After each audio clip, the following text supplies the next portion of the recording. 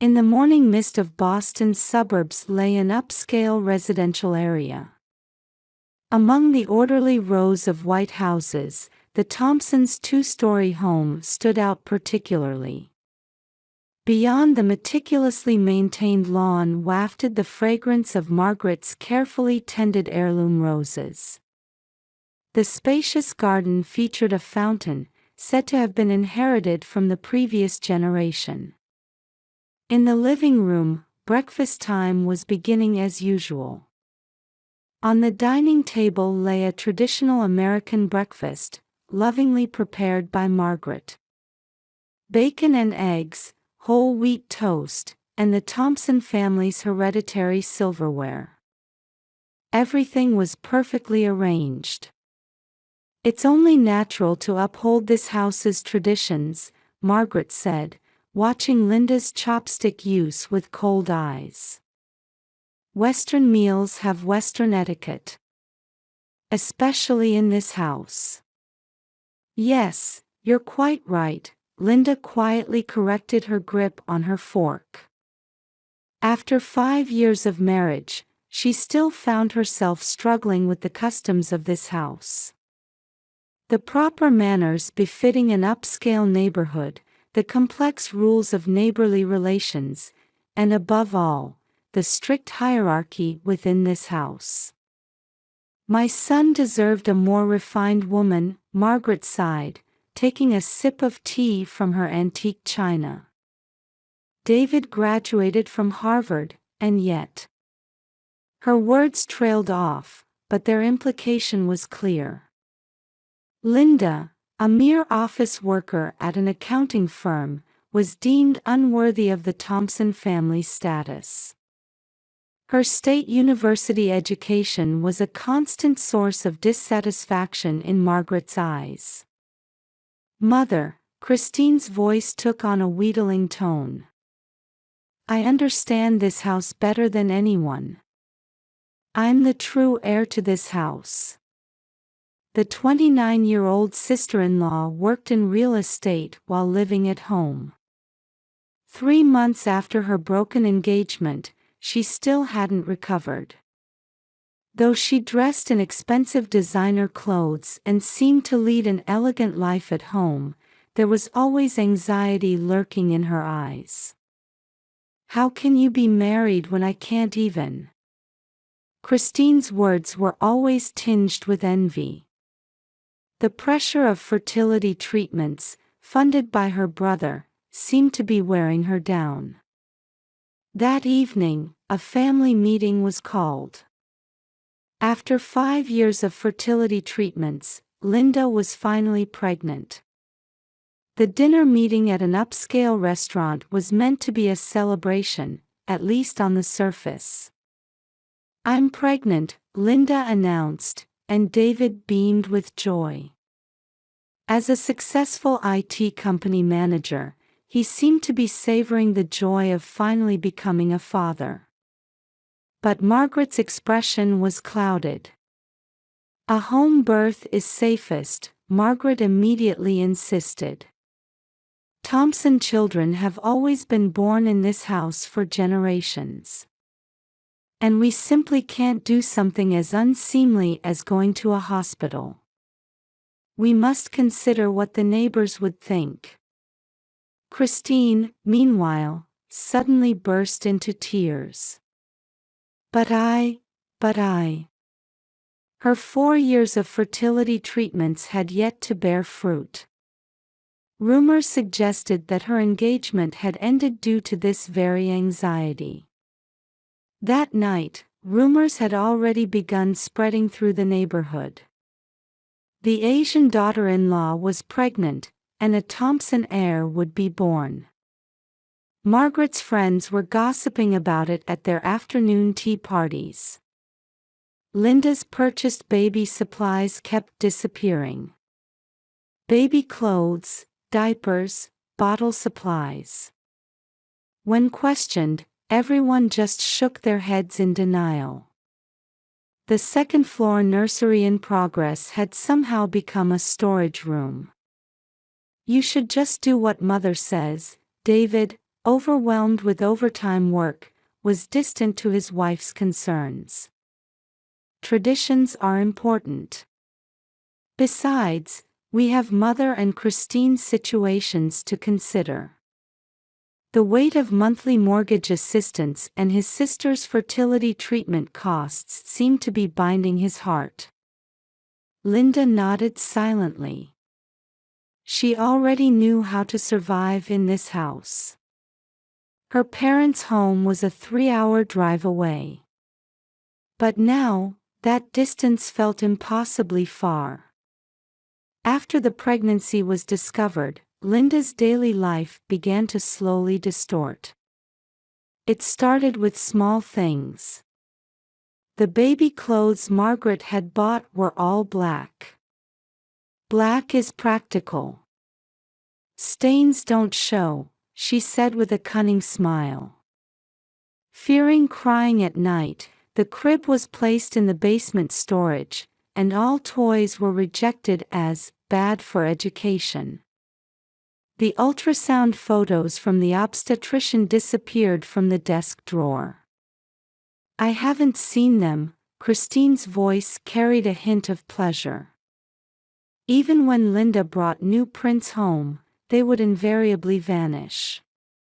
Eventually, she began keeping important photos at her office desk. Items kept disappearing from the closet where birth preparation supplies were stored, week after week. Bottles, diapers, baby powder. You really don't take care of things, Margaret said. Even when Linda bought new ones, they would vanish somewhere. A neighborhood housewife discovered and used high-end baby items thrown away at the local garbage collection site. One morning, Linda found the pink baby clothes she had carefully chosen slashed to pieces.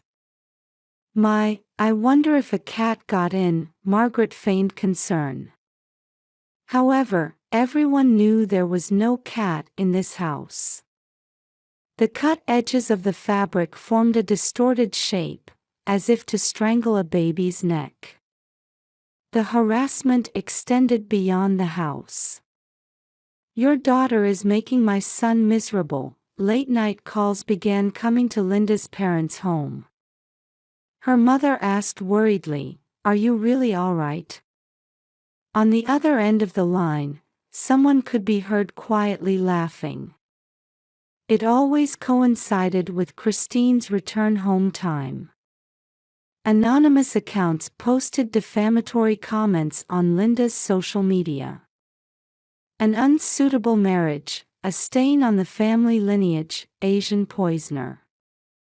The writing style of the posts seemed familiar somehow. Margaret's usual tone, Christine's distinctive expressions.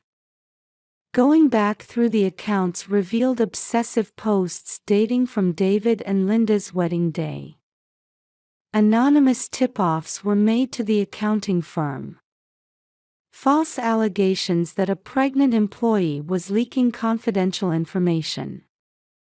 During the HR investigation, Linda found Christine's real estate company business card in her office desk drawer.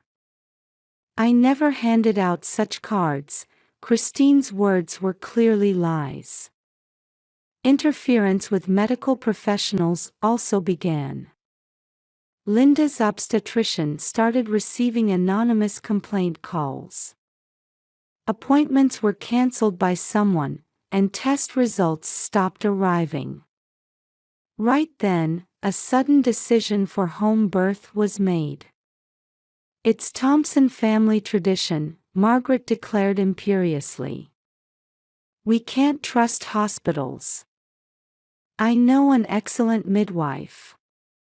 She's overseen safe births in this house for generations.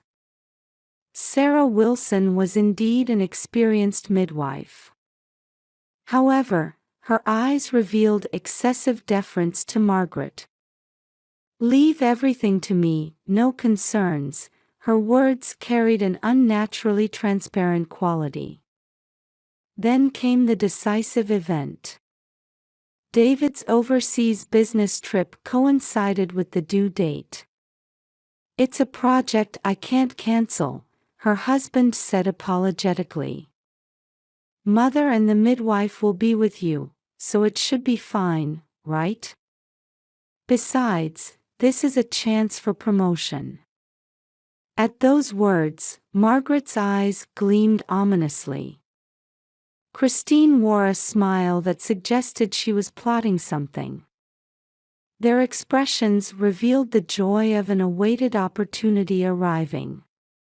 As the due date approached, the atmosphere in the house grew heavier. The black baby clothes placed in Linda's room. The previous generation's memorial photographs on the walls. And at night, the sound of whispered conversations downstairs. New locks were installed on the entrance, and Linda's cell phone frequently lost reception. One night, Linda accidentally overheard Margaret and Christine's conversation in the kitchen. "We can't let this child taint our family's blood." "Yes, Mother. We must do something about it. Taking the child away will be simple. Let's think of a way that won't be noticed by anyone." That night, Linda seriously considered running away for the first time. But where could she go? Her parents' home was far, and her friends lived far from this upscale neighborhood. Even if she wanted to call a taxi, her phone had no signal. The windows that should have been emergency exits had somehow been fitted with locks. The day before David left for his business trip, Linda made one final plea. "Please, cancel your trip. I feel like something terrible is going to happen." But her husband answered with his usual gentle smile. "Let's trust Mother. She's thinking of you. Besides, this work is important for our family's future." That night, moonlight reflected off the garden fountain through the bedroom window. Margaret's precious roses cast eerie shadows, like baring their fangs. And downstairs, someone was talking in hushed tones. Those voices sounded terrifyingly cheerful. Labor began at 6 in the morning, as the morning mist settled in. Linda awoke in the dimly lit master bedroom. A dull pain shot through her abdomen. The contractions were still far apart. Outside the window, a light rain had begun to fall, and Margaret's precious roses dripped with dewdrops. The inherited fountain's water made an ominous melody. "So it's begun." When Margaret entered the room, her voice carried an unnatural excitement. "I've called Sarah." She held what appeared to be some kind of herbal medicine package in her hand. The midwife, Sarah Wilson, arrived an hour later. Her expression carried a somewhat uncomfortable shadow. "Everything's progressing normally. But it will still take some time." At these words, Margaret cast a meaningful glance at Sarah. As the intervals between contractions grew shorter, the atmosphere in the house changed. Someone was quietly talking downstairs. Occasionally, Christine's laughter could be heard. At the entrance, a suspicious man pretending to be a delivery person repeatedly rang the doorbell, seemingly trying to check on Linda's condition. "Pain is natural," Margaret said coldly. "We've all endured it. Though with your lowly bloodline, you might not be able to handle it." By noon, the contractions were 10 minutes apart. Sarah continued her examinations carefully, but there was a slight hesitation in her touch.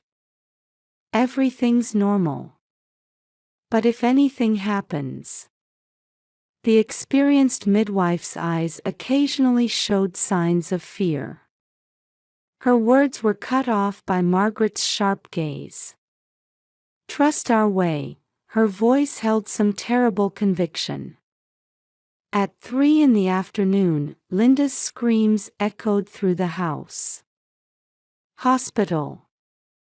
I want to go to the hospital." Sharp pains shot through her. But Margaret shook her head. "Are you planning to break this house's tradition? Or do you want to do something vulgar like your family would?" The water Christine brought as refreshment had a bitter taste. Linda instinctively refused it. "It's okay, I don't need to drink." A faint white powder had settled at the bottom of the glass. "How stubborn," Margaret's eyes narrowed. "You don't even understand this house's ways, yet you tricked my precious son into marriage." Her words dripped with years of hatred. By 6 in the evening, the contractions had reached their peak. Anxiety showed on Sarah's face. "Just a little more." "Push," her voice trembled. "I have children too." "So." The rest of her words were drowned out by Margaret's cough. "Maybe it's impossible for you," Margaret whispered. "Someone who doesn't carry this house's blood. Yes, you'll always be an outsider." An unusual tension hung in the master bedroom turned delivery room. The previous generation's photographs on the wall seemed to judge Linda with their eyes. The pile of black baby clothes cast ominous shadows. Christine was muttering something like an incantation under her breath. Is the baby okay?" Linda's voice trembled. A mother's intuition in labor warned of something terrible approaching. "Leave everything to us," Christine smiled eerily. "This child's fate is already decided." At 8 in the evening, the baby finally cried out. A thin but certain cry. Sarah efficiently completed the procedures and laid the baby in the crib. However, at that moment, her hands were shaking abnormally. "I must leave for now. I'll return later." Sarah left with an expression suggesting she had something to say. Her back showed signs of regret. She clearly hesitated while descending the stairs, as if knowing something irreversible was about to happen. Exhausted, Linda was drifting in and out of consciousness. The sound of rain echoed like a lullaby.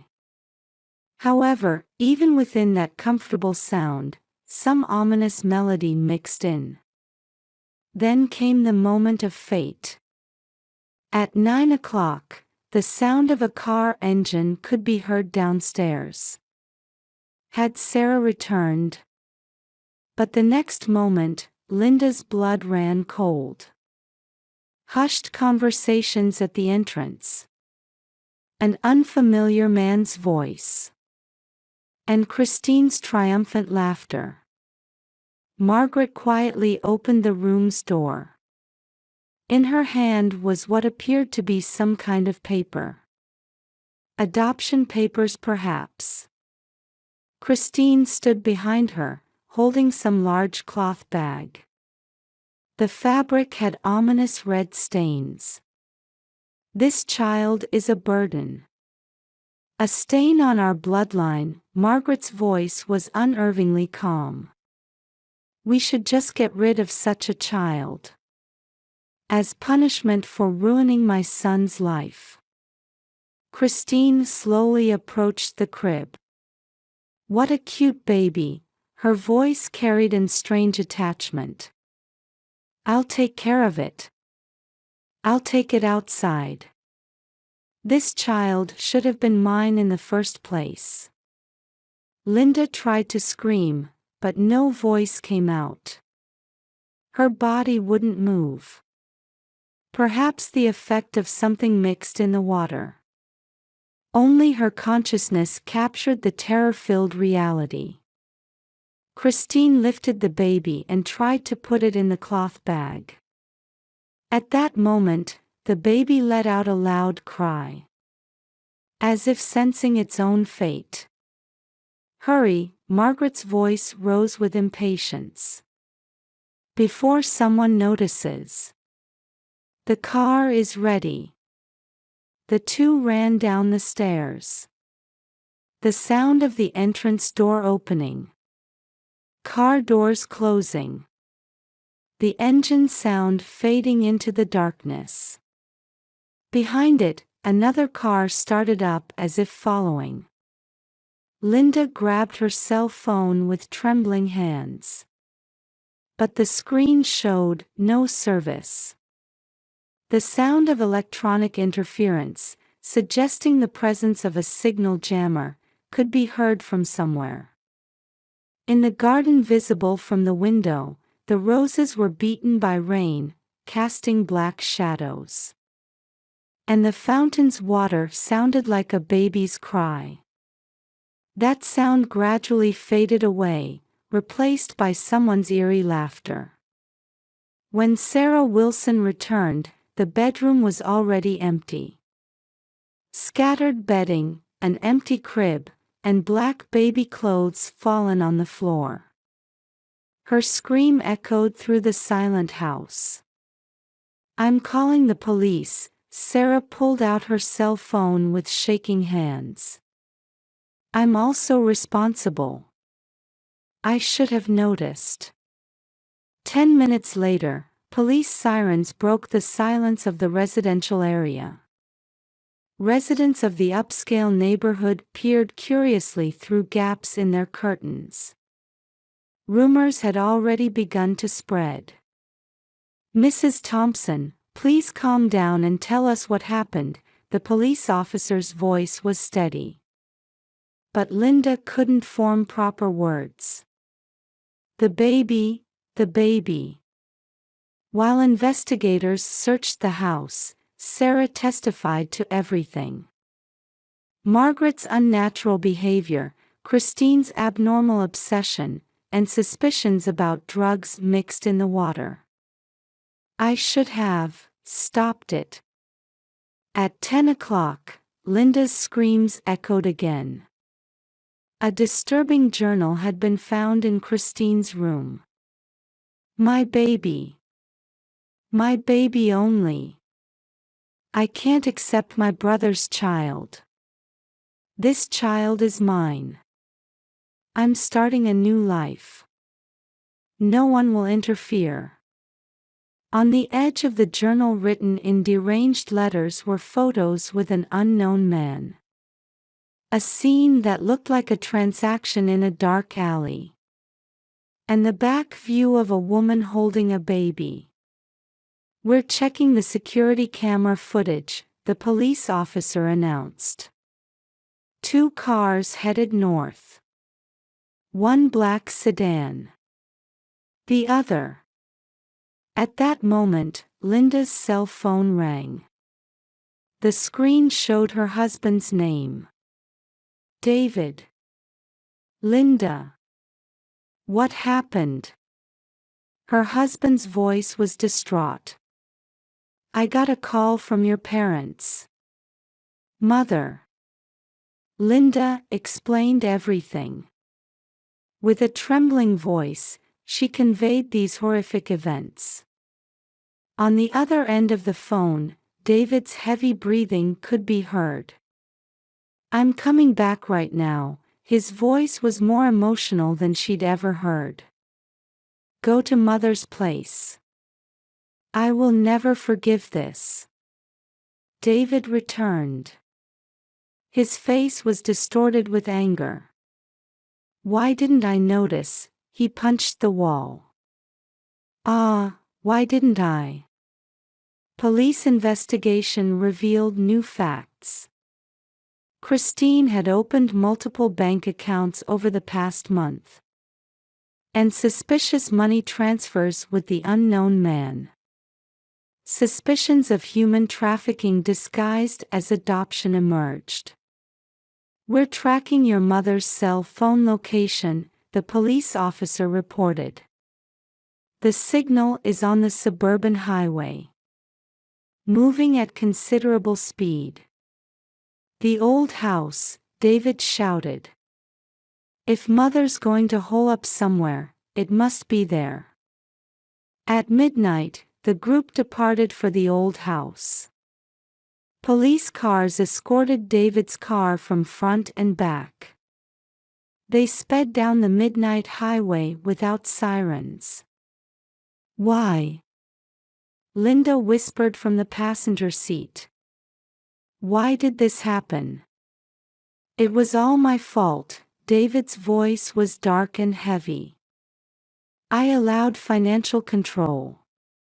I turned a blind eye to Mother's abnormal obsession and Christine's jealousy." The rain gradually intensified.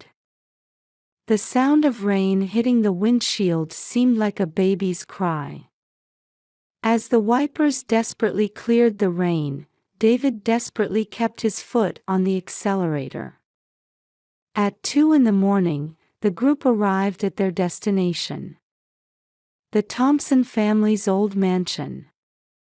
A dim light shone from the windows. And in the parking lot were 2 familiar cars. "They're inside," the police officer confirmed through binoculars. 3 figures in the first-floor living room. At that moment, a baby's cry could be heard from inside the mansion. Linda's body trembled. That was definitely the voice. "We're moving in." As police officers prepared their positions, David stepped forward. "Let me talk to them first. They're my mother and sister." The front door opened. There stood Margaret, tears streaming down her face. "David." Her voice trembled. I was wrong." In the living room, Christine sat against the wall, still holding the baby. "Brother." Her eyes had an abnormal gleam. "This child should be mine." "Christine," David spoke quietly but firmly. "Give the baby back." But I." Christine's arms slowly lost their strength. "I wanted a baby too. I thought it was for the house." Margaret sobbed. "For preserving the bloodline, but we did something unforgivable." As police officers carefully restrained the 2 women, Linda held her child. The small warmth. A steady heartbeat. That warmth confirmed that everything was all right. "Mother." Christine, David's voice carried quiet anger. "We're no longer family. This is the end." A week after the incident, David visited the old house with his lawyer. Margaret and Christine were still not out on bail. "All support will be terminated," he announced calmly. The stack of documents detailed the cessation of mortgage payments, fertility treatment funding, and renunciation of inheritance rights. "These are the last papers for our family." A "for sale" sign already stood in front of the White House in the upscale neighborhood. The roses were beginning to wither, and the fountain remained still. The neighborhood buzzed with rumors about the attempted kidnapping. "To think the Thompson bloodline would end like this," the elderly neighborhood ladies whispered. But those 2 went too far. Christine's real estate company immediately terminated her contract. Her fertility treatment savings would likely be seized as settlement money. The amount would significantly constrain her future. "I needed a baby," her words during interrogation made the police officers shudder. "Even if I had to take someone else's child." The rest wasn't recorded. Margaret fainted upon hearing her son's decision.